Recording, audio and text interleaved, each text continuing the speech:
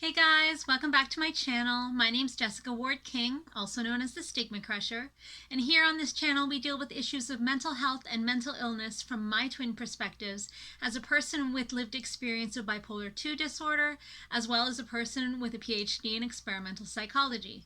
Sound like your jam? You are more than welcome here. If you're a first-time viewer or not yet a subscriber, do make sure you hit that subscribe button. And if you want to be notified each and every week when I post, hit that notifications bell as well. Like and share as widely as possible so we can grow our community. And with that, I guess it's time to crush stigma for this week. So this week, I had promised a conversation about medication and really what medication means. Because when you are prescribed a medication, if you're prescribed a medication for high blood pressure, it means you have high blood pressure, and it means that maybe you need to make dietary changes or to make changes to your activity level. It means something.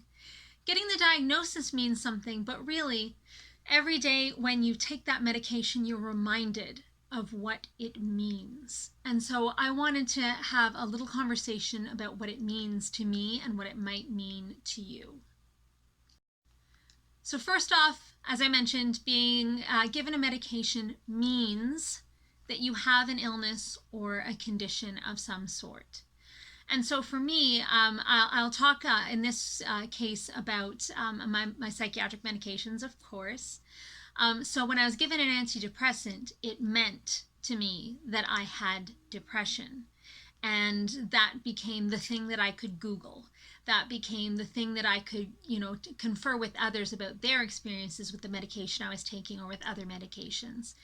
Having that medication that I took every single day and, weekly have to sort into my medication tray and so on and so forth, constantly reminded I'm taking this because it means that I have depression. And then when it became clear that my depression was more than just depression and that it was just one half of my bipolar 2 diagnosis, I was prescribed an antipsychotic, Seroquel, and a mood stabilizer, lithium. And together, those two meant that I had bipolar disorder, not just depression, that it was a symptom of a further illness that I had previously been undiagnosed for. And the diagnosis carried the weight, yes, but also those medications that I took and take every single day remind me every single day that is, and it becomes part of an identity. And so that goes to say that it means that you have a certain type of illness. So we could talk about Seroquel, lithium, Prozac, citalopram. We could talk about all these things in terms of what their names are, their clinical names, what who they were made by. But really, we talk about them in terms of classes as what they're for. There are a whole ton of different classes of antidepressants. But in common parlance, when we talk about the medication we take, we say, I take an antidepressant, a mood stabilizer, and an antipsychotic. Those things mean depression, mood stabilizing, and possibly issues with psychosis, but in actual fact, for me at least, the addition of Seroquel was more like an augmenter for my antidepressants and for the mood stabilizer. It also means, so that's kind of the type of medication you have. Also the dosage of medication that you have. And that could be represented in the number of tablets that you take. I remember at one stage I was taking a medication that only came in 5 milligram tablets, but I was taking like 75 milligrams of it or something. Well, not literally that bad, but I was at one point putting 12 pills into my mouth each day to get the dosage of the antidepressant in that case that I needed. And so, counting out those 12 and seeing the 12 in my hand and taking the 12 and swallowing them told me a certain severity of illness. I wasn't, again, just taking one or two. I was taking multiple. And each time I would go back to my physician, he'd say, you're not having an adequate response to it. Let's up the dose. Because, we have this idea that more is better. That's not always the case with medication. But usually, kind of one of the responses to it's maybe working a little bit, but it's not doing the trick, is let's up the dose and see what happens. So it kind of means you have this certain severity of illness depending on what you're taking. And I've seen people going either way. They're saying like, well, I take a whole ton and that's kind of part of my identity. I have a really severe illness. Or people saying, oh, I don't have very severe illness. I only take like a little dose, just a small dose. And I know that was the case for me. I can relate a story when I was first showing signs and symptoms of depression and was highly stigmatizing myself and refused to admit that I had a mental illness. I was also having chronic migraines, and my neurologist said, well, we'll put you on a low dose of antidepressant. And I said, no, I don't have mental illness. I don't have depression. I'm not crazy. And the neurologist said, no, it's a low dose of an older antidepressant. It was a tricyclic antidepressant, amitriptyline. And he said, it's a low dose. It's not a clinical dose for depression. Don't worry. It doesn't mean you have depression. It's just an antidepressant that we use for chronic pain. And I said, used for the migraines? And he said, used for the migraines. And I said, okay, I'll take it. And that actually ended up being the medication that we upped the dose and upped the dose and upped the dose and upped the dose. And eventually I was taking 12 of them. So the story is related. And eventually I was taking a very significant dose for depression. And it was actually working for my depression. But still in my mind, it didn't mean that I had depression. So you can see where like the type of medication that you take has this kind of meaning imbued with it. And then if your course of illness is chronic, like mine is, you end up going up, titrating up on dosages of medication, maybe finding that they're not working for you, and titrating down and titrating up on another dose of another medication and titrating down, trying to find the class, the type, the actual medication that is going to help you. And it becomes a bit of a roller coaster. And it almost starts to become a type of identity. Within chronic mental illness, excuse me, it starts like, well, how many of you tried and they didn't work? What classes did you try and they didn't work? And you're trying to work with your physician, your psychiatrist, or your general practitioner to try different types of medication for that, different types of antidepressants, different classes, to see, well, maybe if Wellbutrin didn't work for you, maybe Prozac will, because it's a different kind of medication. And so you're ending up, becoming a quick expert on these different classes of medication, and the going up and going down and all the side effects that come with it, as we've talked about before on this channel. It becomes almost a badge, maybe a badge of honor, maybe a very dubious honor, depending on your outlook on the situation. And it becomes this kind of identity that you're a person, or I can't speak for you, but that I'm a person who takes these medications, who has this condition, and who daily has to fight it.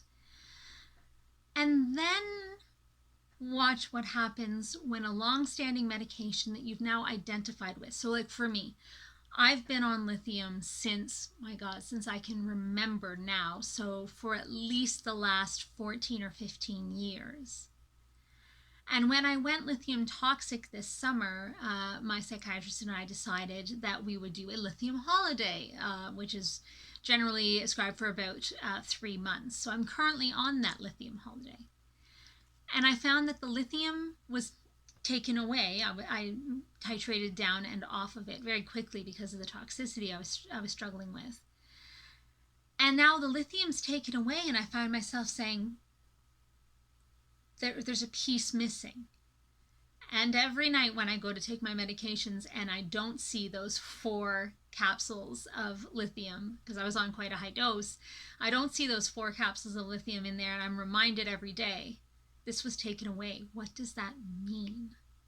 Because of course I've imbued meaning into it, right? So now does that mean, if I don't need a mood stabilizer, does that mean something about my bipolar? About the severity of my bipolar? About how I can be treated for my bipolar? What does it mean now that I'm off this medication that's been a companion and an identity for more than 15 years?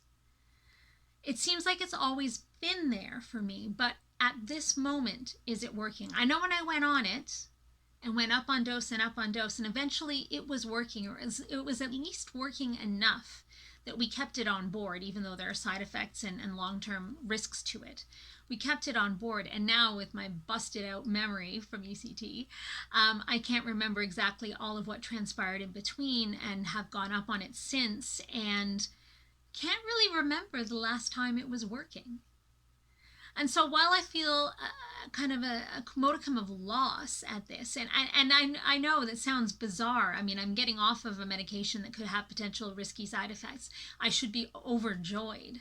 But because it's imbued with this meaning, it's really quite difficult.